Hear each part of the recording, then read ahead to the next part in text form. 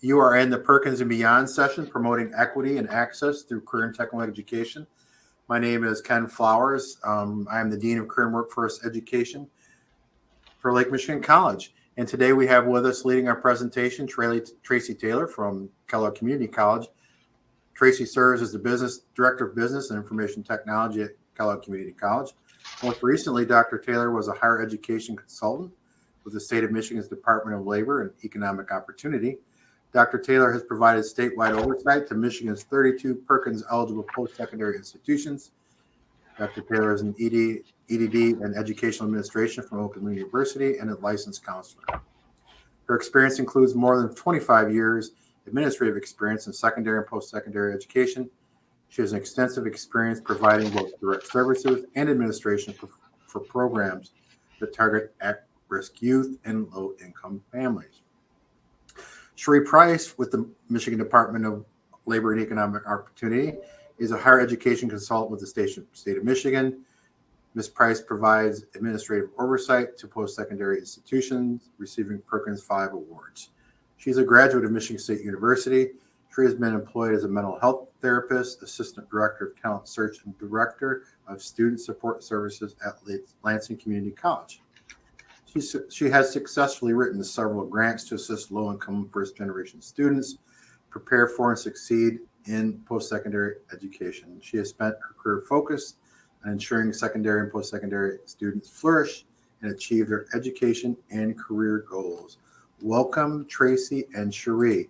Now, you can either, to the group, we have chat. You can chat if you want to come on and talk to Tracey and Sheree, which we would love for you to do. Please just select your audio visual button, and I will select you to come on screen. So go ahead and get started. All right. So that we're not distracted by the talking heads at the bottom, I'm actually going to turn off my camera, and you'll hear my voice during the presentation. I think it's less distracting to look at me and the PowerPoint and everyone else. So I'm going to turn my camera off. All right, so thank you, Ken, for introducing both Sheree and I. As you said, my name is Tracey Taylor, and I am the Director of Business and Information Technology at Kellogg. And you also mentioned that prior to coming to Kellogg Community College, which was actually only about 6 weeks ago, so I'm new to this position, Sheree and I worked very closely we worked together at the state, and we both provided oversight and technical assistance to the 32 Perkins institutions for CTE programs. Over the last year prior to my leaving my position with Leo, our office had a real particular focus in the area of equity and access in CTE. Our office, the Leo office, also worked really closely with the Office of Career and Technical Education to develop Michigan's definition of equity, and as well as the departments hosted a number of workshops along with MODAC and the National Alliance for Partnerships and Equity, known as NAPE. It made sense for Sheree and I to come back together to do this presentation. I won't say it's our swan song, but at least it's our swan song is working together at the state. Excuse me. So next slide, Sheree. In today's session, she's not quite there. In today's session, we're going to cover some overarching points. And so we'll give a quick Perkins overview, because most everyone that is attending our session is familiar with Perkins, but we really want to tie in the overview to equity and access within CTE. Sheree is going to share the definition and the definition of CTE, as well as our equity definition. We'll talk about the comprehensive local needs assessment, known as the CLNA, and equity. And then discuss some points about equity and inequities that we commonly see on our campuses, as well as within our programs. And then looking at how we can better achieve access. And then we'll also have some strategies that the state is also recommending towards achieving equity and access. As Ken mentioned, during the session, this is, at some points, it's an interactive session. And so we really would like for you guys to participate. So if you don't mind sharing your screen or at least your audio, that would be great. Or making good use of the chat feature within within our platform. Next slide. So you guys are familiar with the reauthorization with Perkins, and I always like to give a little bit of history as it relates to the reauthorization. So my work in Perkins began during Perkins 3, which was quite some time ago. I worked for a local career center, and at the time, that career center's focus was very vocationally oriented. We trained students. We were focused on assisting students who were not necessarily considered college bound, so that they would learn a skill and then, or trade, and then they would go into an entry-level job. In my work in Perkins 4 and Perkins 5, this has afforded us the opportunity not only to look at and provide students with the technical skills they need, but also to really hone in on the academic and employability skills that students will need not only to be successful within entry-level employment, but also to include the academic rigor that students will need at the post-secondary level. It also allows us to provide students, again, with those employability skills that are going to be essential no matter where and when they enter the world of work. Perkins 5 identifies 6 areas as opportunities for CTE. And in this session, we just took a little bit of a different twist to that. And we're going to ask that you view the opportunities, the Perkins opportunities, and look at them through the lens of equity and access. So you'll be looking at how can we utilize equity and access to increase the alignment within and between education and workforce. So who is it that we need to bring to the table to make sure that we are providing equitable programs and accessible programs to our students? How do we use equity and access to improve our accountability and our continuous improvement within career and technical education? But also, if I could just kind of put a little plug in here, I think that especially now where institutions are really focusing on diversity and equity and inclusion, that these are points that are in particular because they're a part of Perkins 5 tenets, but they're also opportunities to be able to improve the way that we do business as an institution, that there are opportunities here, not only to just focus on career and technical education and how we look at equity and access, but how are we looking at equity and access for even our students who are not a part of an occupational program. And again, so we're looking at increasing our focus on more equitable outcomes. Do we have outcomes that are meeting the needs of students across the board? So not just our students who are doing well, but our students who may be struggling within program. Using equity and access to smooth the transition between or within career pathways, and also the ability to scale and be innovative. So the more opportunities that we have to get input from diverse populations around improving our equity and access, it allows us to really create these and scale what we're doing, be innovative in terms of the types of instruction that we're providing in our classrooms. And also, of course, it lends itself to strengthening our communities and our partnerships within our communities. So looking and inviting people that may not necessarily have a seat at the table, thinking about how we can strengthen our partnerships by inviting those individuals to be a part of our discussion. Next slide. So the purpose of Perkins 5, when we think about how we can begin to have these discussions around equity and access, the legislation specifically encourages states to promote equity through data analysis, funding, technical assistance, professional development, and regular engagement of stakeholders. And I want to highlight that regular engagement of stakeholders that represent learners with special population status. And again, not just always focusing on those individuals within special pops. Special pops is a very large, has several large categories that will allow us to get really good input in areas that will allow us to look at our disparities, but also keep in mind that we have our non-discrimination clauses within our institutions that also speak to equity and access.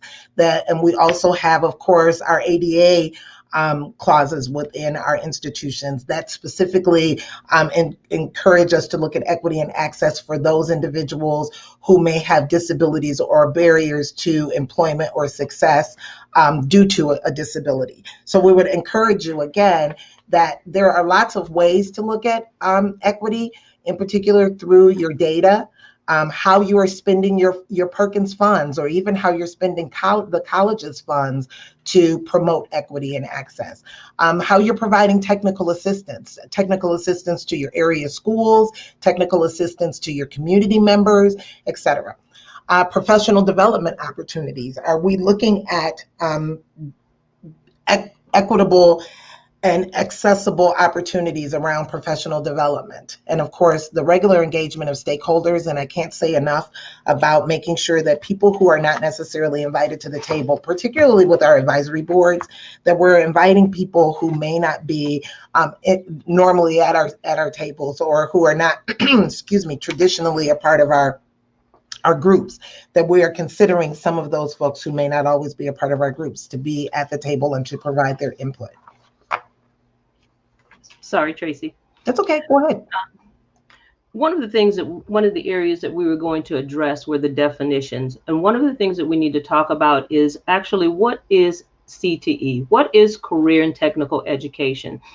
And with most of us who are working within the area, we know that career and technical education is a sequence of courses that include rigorous academic content. And it also includes the ability for students to develop technical knowledge and the skills that they're going to need so that they can be marketable in high skill, high wage, and in-demand occupations. We want them to not only be prepared academically, but we also want them to have those technical skills so that they'll be able to work the equipment.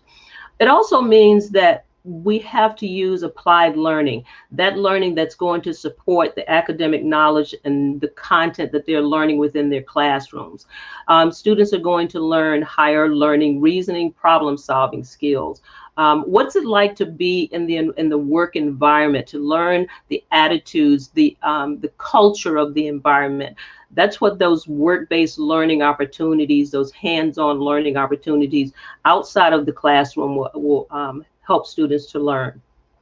We want to make sure that they are prepared for everything that they're going to need within that industry to help them to be successful and to be retained and stay in that job. It also is career and technical education. It's very important to develop those linkages between secondary and post-secondary education programs.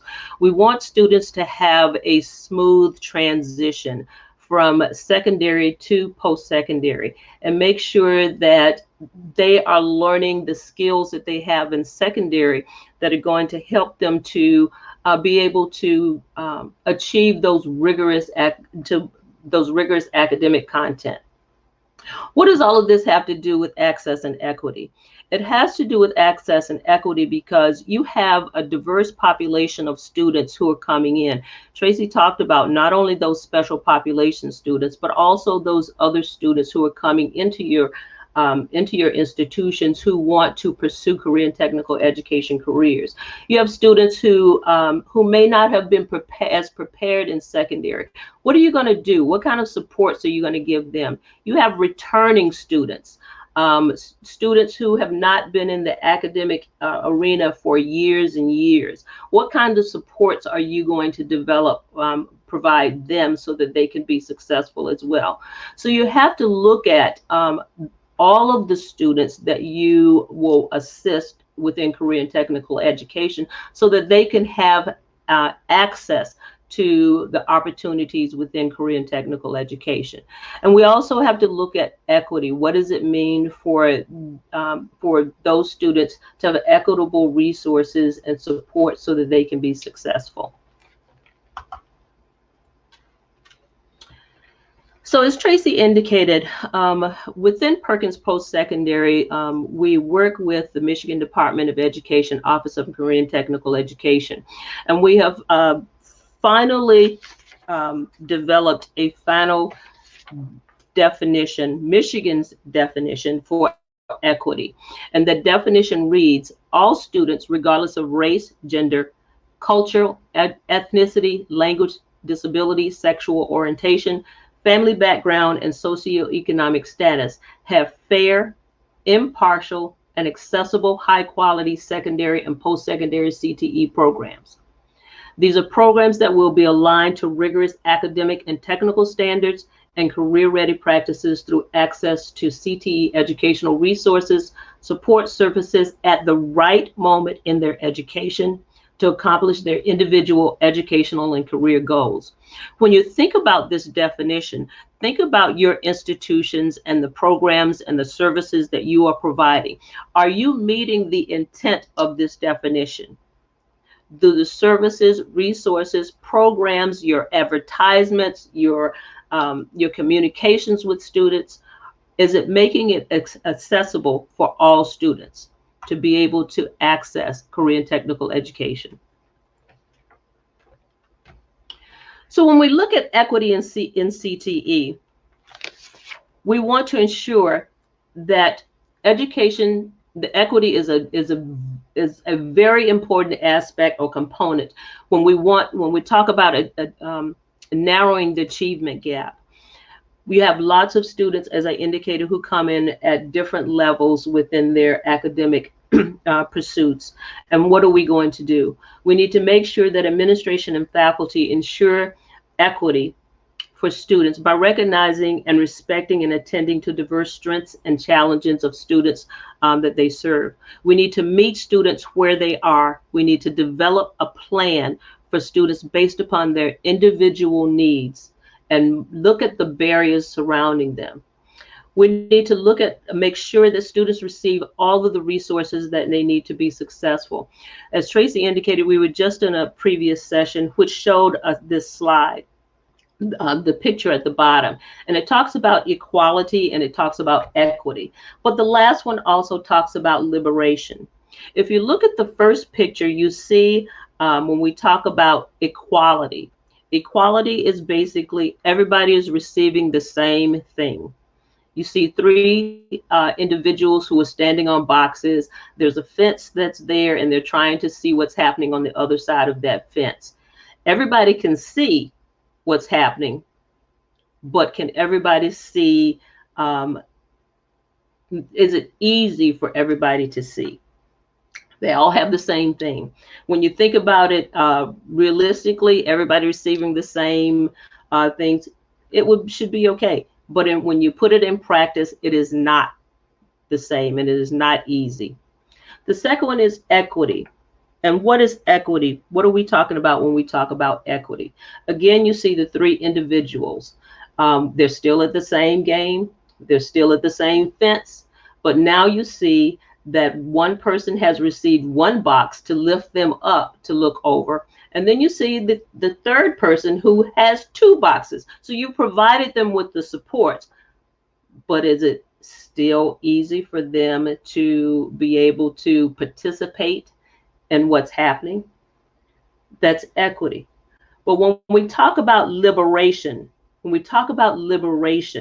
that means that everybody has the opportunity to fully participate in what's going on. When you look at equity, even though there are some supports for that student, there's still some barriers there. You still have the fence there. You still have those two individuals who are sitting on boxes, which could be possibly dangerous. So how do we overcome that? We remove those boxes and we remove the fence so everybody is able to accomplish seeing the game. We tear down the wall, as Tracey just indicated. So we also think about that. Even when you talk about working with students and identifying their barriers, identifying their needs, just because you provide some initial support, it's an ongoing process to be able to identify what needs may occur as a student progresses through their program.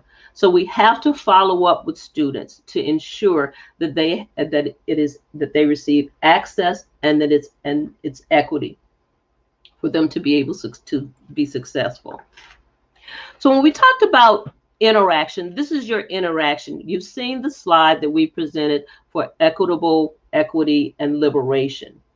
How do you or the college incorporate equity at your institution or in the work that you do with career and technical education students? How do you ensure that there's equity for them? You can please feel free to put your responses in the chat, or you can request to be unmuted and Ken will unmute you. But we'd like to hear from you. What are you doing? How do you personally ensure that there is equity for students when you're working with them? Any takers?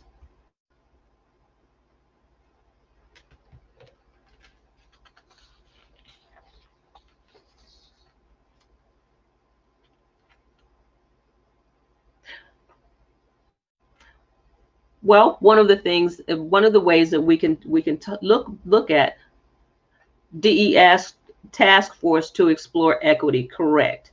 And also, Tracey, do you want to expound on that? Excuse me. As soon as you said it, then all of a sudden I'm choking. I'm so excited.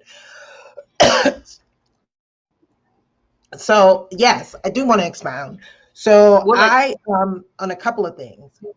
So as I mentioned, I recently joined the team at Kellogg. And one of the things that our Dean of Workforce Development has done is looked at creating we actually have a committee that is called the Color of Excellence Committee. And that committee is specifically dedicated within the college to look at places where we can improve our diversity, our equity, and our inclusion. So not just looking at it from the CTE or the career and technical education lens, but also looking at it from the college lens and inviting people who are a part of occupational programs, as well as instructors, et cetera, that teach within occupational programs to be a part of the discussion. Because this discussion, I think, as you and I have articulated, Sheree, this discussion is not just exclusive to Perkins. It is Perkins that is kind of driving us to be in the discussion as a state. But we hear this a lot. So I just wanted to just give that little shout out to my team. And it looks like other people have things that they'd like to share too, Sheree. Yes. Holly, would you like to be unmuted to talk? And Katie and Steve, we have a few minutes. We can talk about that.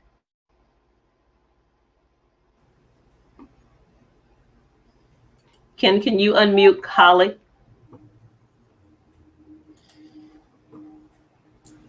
I just brought in Steve and Larry.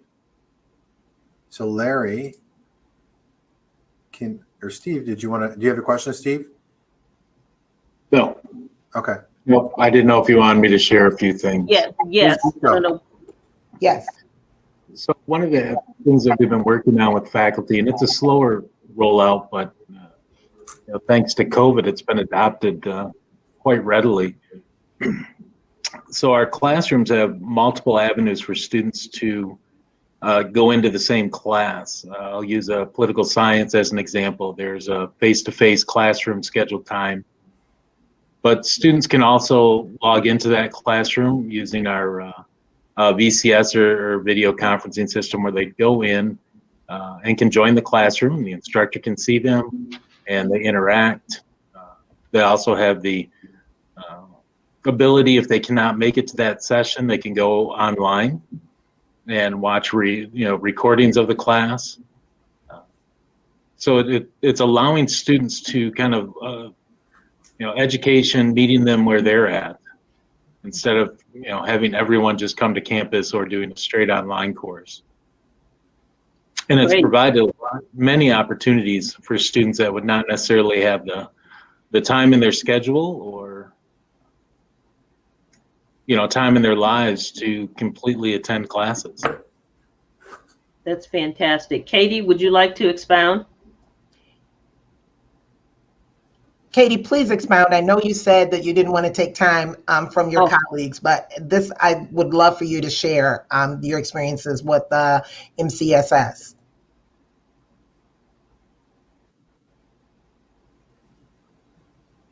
Not sure if we're able to unmute Katie. There she is. Yep, there she is. Okay. Hi, everybody. Can you hear me okay? Yeah. Yes. Hi there. I'm with the Michigan Community College Association. Many of my colleagues already know a little bit about our Strengthening My Workforce Pathways project, but this is a new grant-funded project at the Center for Student Success that is kicking off. We've been planning for a while, but it's kicking off this fall. And we will be participating with a small cohort of interested workforce programs to bolster their ability to find, review, and then use equity data for strategic planning. And then we're also going to be looking to build transfer pathways to bachelor's programs that are suitable for applied workforce areas.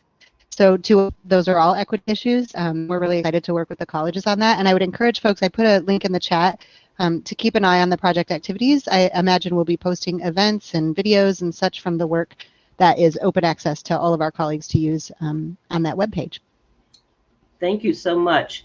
I'm not sure if Holly was able to join us to speak, but she indicated one way how we deliver services virtual, face-to-face, and hours of availability. And again, where Steve and I talked about meeting students where they are, being able to identify what barriers are, what are their needs, where they are when they come in to request those services.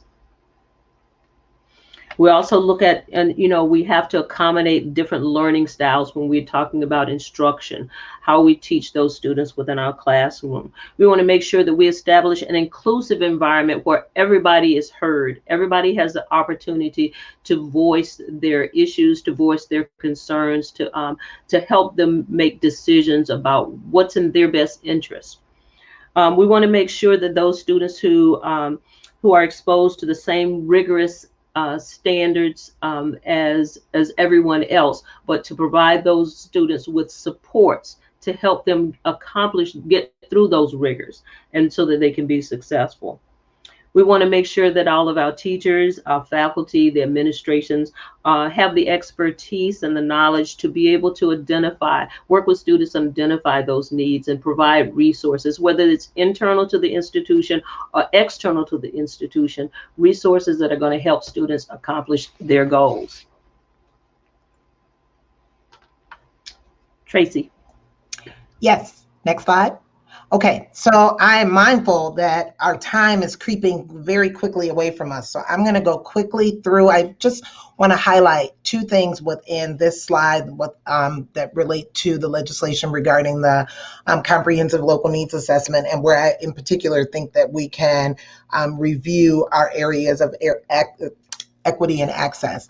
And that is within B, a description of how CTE programs offered by the eligible recipient or by the institution are sufficient in size, scope, and quality to meet the needs of the student, as well as D, a description of how the eligible recipient will improve recruitment, retention, and training of CTE teachers, faculty, etc. And so, Sheree, if you will go to the next slide, because I can tie these in together. So when we think about program quality within the area of access, what does it mean for a program to be high quality? And are the outcomes for each of our programs, is that criteria, what key criteria is used in order to determine program quality? So program quality would speak to, that the curriculum is appropriate and is equitable, that the equipment that is used in the within the classroom is easily accessible as well as equitable. And I think when we were having the discussion earlier, I think it's important because we've talked about the the importance of including our stakeholders in the conversation, especially those students who are within special populations, but also those students who are within traditionally marginalized groups. So when we're looking at our program quality, I think we also have to take into consideration, and when we're meeting students at where they are, is, differences around language, or even differences within our programs that relate to, or that may create a barrier based upon a student's sexual identity or their sexual orientation. And always, of course, the area within areas of race, there are things that we can do that will ensure that our programs are of quality when we are taking all of the people who are, as Sheree mentioned, are within our diverse classrooms, when we're taking all of those folks into consideration. And then we're looking at the disparities and the gaps to address them within the comprehensive local needs assessment. It is the comprehensive local needs assessment, of course, that drives our activity. So it drives how we are building or creating better program quality for our students, how we are looking at our curricula to improve the types of curricula to make sure that when students complete our program, that it leads to high skill, high wage jobs, that they are marketable after they complete our career and technical education programs. We're also, of course, looking at working with folks within our advisory boards, and again, looking at those groups that are not traditionally represented. We have folks who are faithful and they are so good to our programs, and we usually target those people to assist us in making decisions. But are we inclusive of those people who may be a bit reticent about coming to join our advisory boards? And how are we making sure that our advisory boards are inviting to those who may not normally have, again, a seat at the table? Those are the people who are really going to help to drive our program quality and help us to really, indeed, look at our industry standards to be sure that we are meeting the needs of our students. Next slide, Sheree. So I won't go over this one. The comprehensive local needs assessment is due every 2 years. I want to highlight in particular on this slide that consultation with stakeholders that we are talking about, and that the consultation must include members and representatives of special POPs. And as we said, as we've been doing this work around equity and access, looking at those groups that may not necessarily be a part of special POPs, but also still may be within marginalized groups within the college. We tend to hone in on special POPs, and we want to widen that space, because special populations is, again, wide categories, but there are people within those categories that also can be represented. So even if it means looking within your special POPs groups and saying, can we make sure that that group is diverse around those other areas? That's a big way to help. Next slide. So within the legislation, we are always talking about the evaluation of performance of students with respect to the state determined levels of performance. And one of the things that the Perkins 5 asks us to do is to disaggregate the data from special populations and other subgroups to those students who are not members of special populations.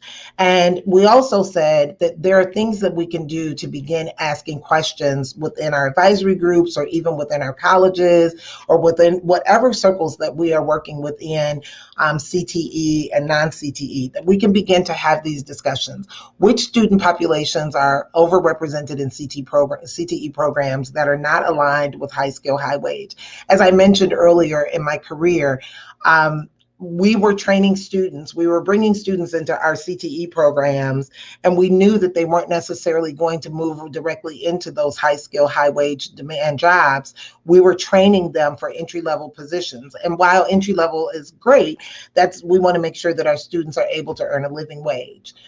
How does the population of CTE students vary across programs? Do we have particular groups that are enrolling into program areas based on gender, based on race, ethnicity, social economic background, et cetera?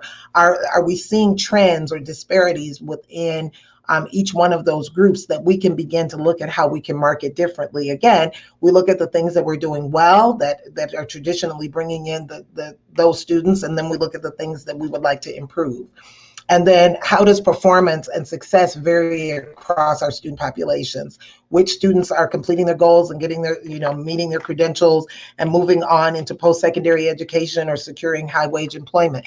What disparities are there between those various areas within our diverse student populations? Next slide. And forgive me, I know I'm talking really, really fast, but I want to be sure that we cover everything and get some good discussion again. So the comprehensive local needs assessment, we have said repeatedly that is what drives the local application. And again, states are expected to report their progress towards performance in all of these areas within their core performance areas. But the data is what I think is key here, that in order to truly see where the inequities are, we should consider the possibility of doing a equity gap analysis, and that information that can be shared on the NAEP equity.org/root to look at the potential root causes and disparities and gaps within participation and performance. Again, we think we may be marketing well and targeting the students that we'd like to target, and are we doing the best job that we possibly can? And then what do we need to do if we see that there are gaps and disparities? What things can we do? What strategies can we develop? And then based upon that, that's what drives the local application. We begin to look at strategies and supportive services and academic support that will remove the barriers, that will continue to remove barriers so that students have equitable participation in our programs. And then requiring that local recipients consult stakeholders on an ongoing basis. And I think this is what's really key. So if I could just also give another shout out to the team here at Kellogg. We have a Perkins reflection and implementation work group. And so that work group meets on a regular basis about Perkins. And I know that there are institutions, everybody is meeting, and we include our partners within the academic side, or the non-CTE side, and we include our partners who are a part of the supportive services, so that we are looking at how we are implementing career and technical education here at Kellogg. And it's an ongoing work group, and we will be utilizing our comprehensive local needs assessment, that document that is a living and breathing document. We'll be using the comprehensive local needs assessment to drive our discussions within Perkins, because that's how we can continually address the disparities. The comprehensive local needs assessment does a great job at asking some of the questions about how we are meeting the needs of our students, and it's a great tool to continue to use on an ongoing basis. And also with that means consulting with our stakeholders on an ongoing basis. So within our reflection team, we will continue to do that work utilizing the comprehensive local needs assessment. Next slide.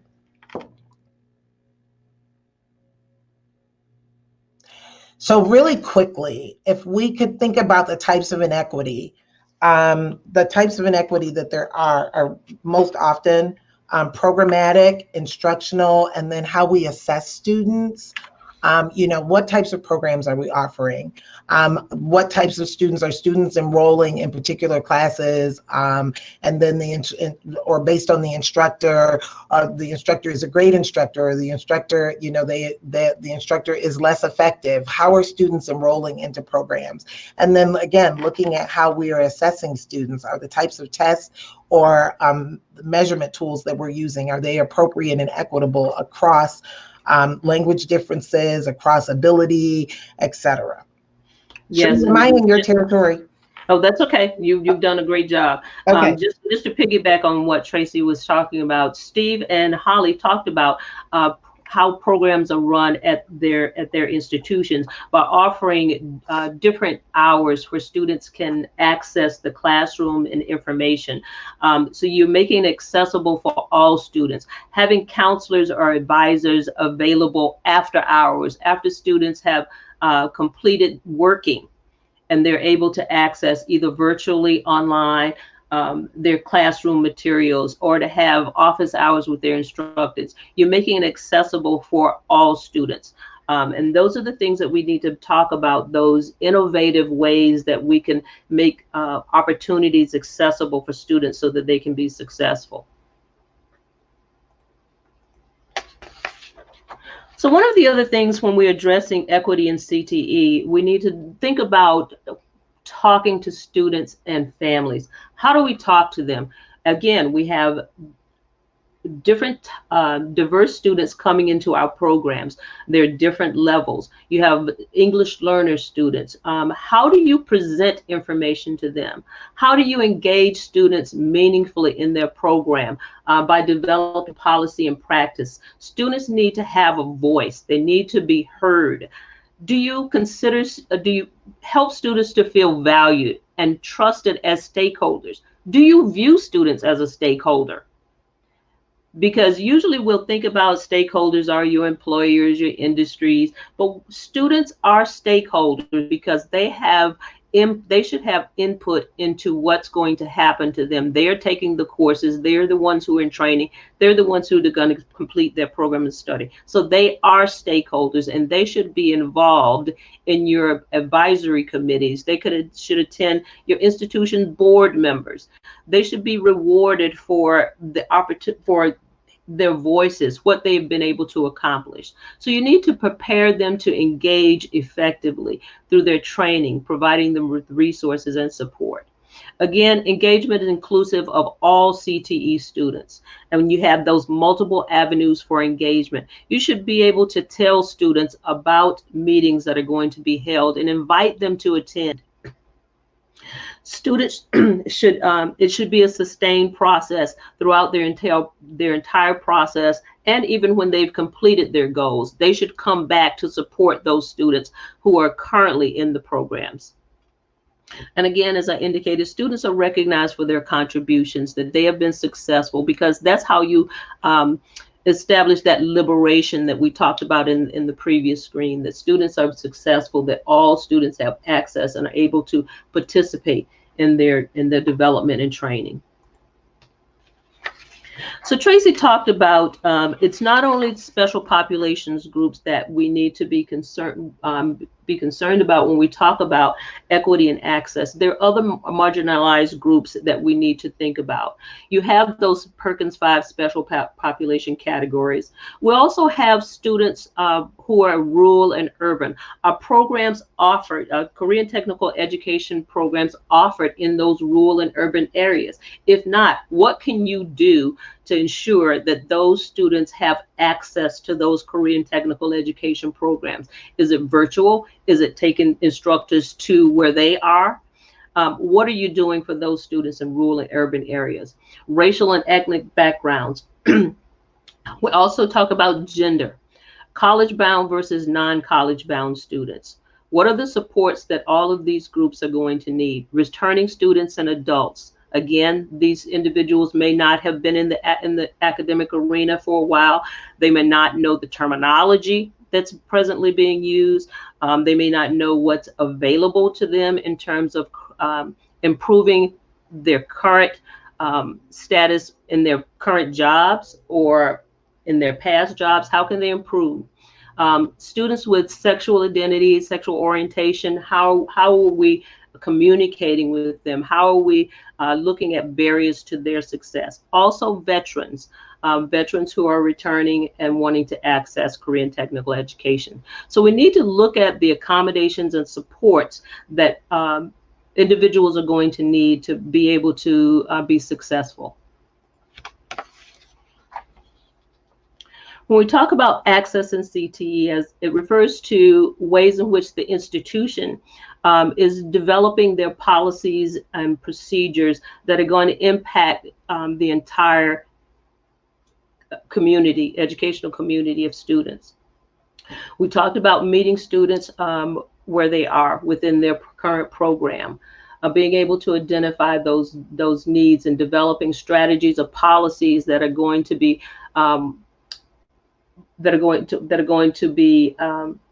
available for them. We also talk about increasing generally schools require them to provide additional resources to remove any barriers that they may have. We want to make sure that students have all of the resources, and that's some of the ways in which you can use your funding to provide those resources to help students. What are some of the examples of access? Oh, Tracey, I'm sorry. These are examples of access for you. Yes. Okay. So some examples are things that are actually being discussed and that we've discussed earlier. Assistive technologies and various modalities for instruction, making sure that we are providing lots of options for students. So one of the things that's kind of swirling in the chat that I love is the OER. And we said, like that's a modality that might work. It might work for some programs. It might not work for some programs. As Kimberly said, it doesn't work very well for her medical assisting program. But there are other programs that it might work really well for, and other students that it might work well for. Making sure that all students, regardless of their gender, their race, their sexual orientation or identity, or any other perceived barrier, that they have the same access to educational opportunities as those students who do not, or regardless of those students who do not have a perceived barrier. And then access to counseling and supportive services and resources that assist students from dropping out and helping them to remain in school, as Sheree mentioned, to be retained, to be successful, to graduate with their diploma or their post-secondary credential. That we're giving students as many resources and as much access as we possibly can to help them to be successful. They also, next slide, Sheree, they also have access to academically challenging content through those inclusion strategies. If it means that we hire someone or that they have access to a tutor that can assist them and other specialized educational resources that help to assist our students, our special population and special education students if they're secondary.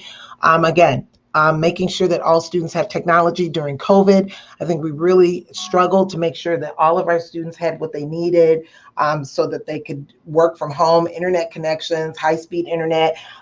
Even looking, I think about my work at the state, and we wrote the My Leap grant, and that was one of the key areas that even the U.S. Department of Ed was very focused on, is that there are so many communities where students don't have access to technology and they don't have access to the internet, that it makes it difficult for them to be able to utilize some of these modalities.